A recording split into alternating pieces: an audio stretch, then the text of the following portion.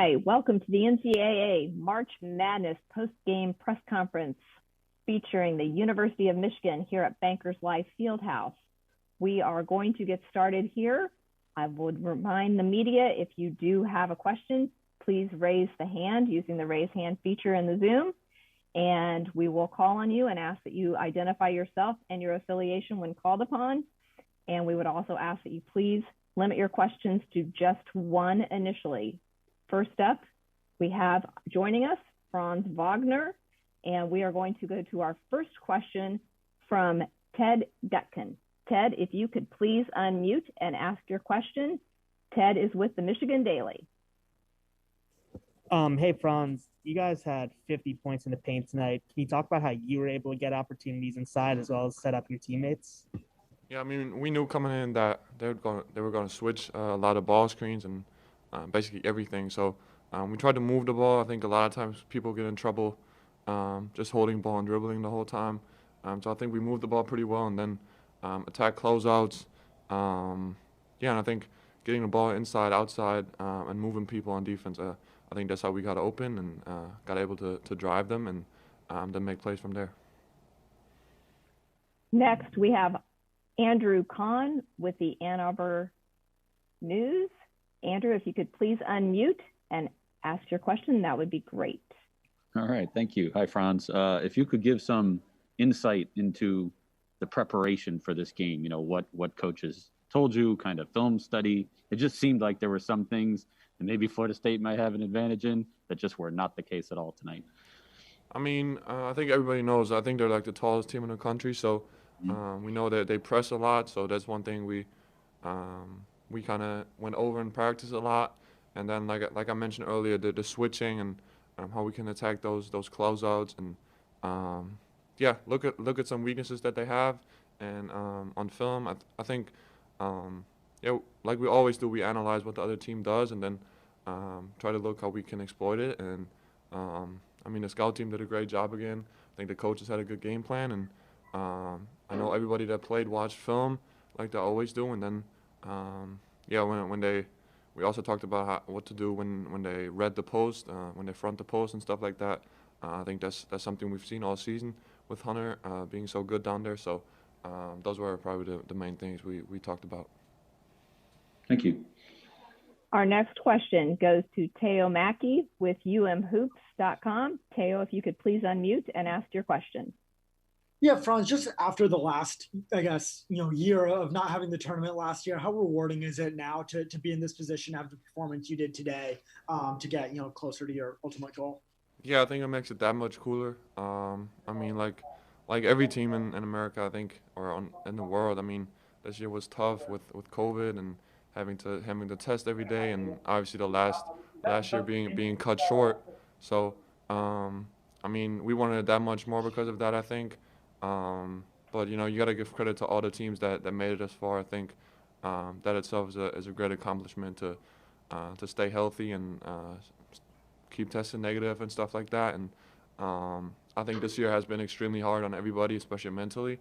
But like I said, I think that makes it that much cooler to now be in the Elite Eight. Next up, I have Bob Wojnarowski. Bob is with the Detroit News. Bob, if you could please unmute and ask your question. Yeah, Franz, it seemed like, did you make a concerted effort to attack more, attack the basket, even dishing out as well? And with this team right now, it doesn't seem like we know who's going to lead the way on any given day. It can come from anybody at any different time. Is that kind of the secret sauce to you guys right now? I think it's been all season, to be honest. I mean, obviously without Isaiah, we have another weapon that's not out there, but I think we've seen all season that we have multiple guys that can score a lot of points, that are great shooters from the outside and are a threat offensively. I mean, for myself, I think I always try to attack the basket, be aggressive. But like I said, I think all that only happens when we move the ball and don't dribble too much, and that's when really everything opens up. Our next question comes from Brendan Quinn. Brendan is with The Athletic. Brendan, if you could please unmute and ask your question. Hey, Franz. Know you have experience playing with older teams based on your pro experience back home, and I just wonder if you can kind of explain what it's like when it's older groups like that, and if this team's kind of collective age and experience is showing itself in this tournament run and navigating Isaiah's injury. Yeah, for sure. I mean, with experience, I think there also comes confidence to kind of adjust to new situations. So I think with B. Johns, you can see that I mean, from the first game, really, the Ohio State game, I think he played really well there and hasn't stopped since. So, I mean, but that's kind of been our identity all year, that next man up mentality and being confident out there, no matter what your role is. And I think being an older team, I think that shows in those games when you maybe you give up a run or something like that, and then you find a way to score a couple easy ones or get a couple important stops to then make a run of your own. I think that mental toughness, I think, is getting challenges this tournament especially, but it has been all season. Next up, we have a question from Devin with Wolverine Sports. Devin, if you could please provide your full name and ask your question. Thank you. Devin Trevetti, Wolverine Sports TV. Hey, Franz, talk about how you had 5 assists and how you guys were able to move the ball so well against such a big team like FSU, 19 assists versus just 10 for FSU. How are you guys able to move the ball against such a big team? I mean, I like to give the coaching staff some credit. I think we have some good plays that really put us in good positions out there. And then, I mean, like I said, we basically knew how they were going to play us all game with fronting the post and switching everything. So we kind of knew what to expect and did that in practice.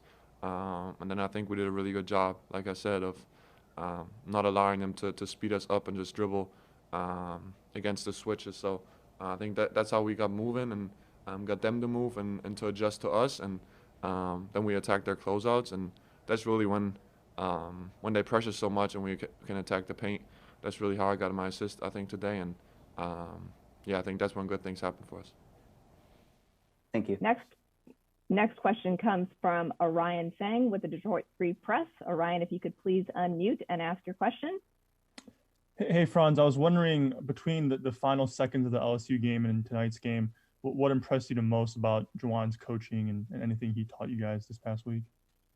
I mean, just the way he can lock in on every single game. I mean, it's really easy to lock out during this week where you're just in the hotel. And I think he finds a good balance of making sure that we relax, but once the game starts, we're all ready to go.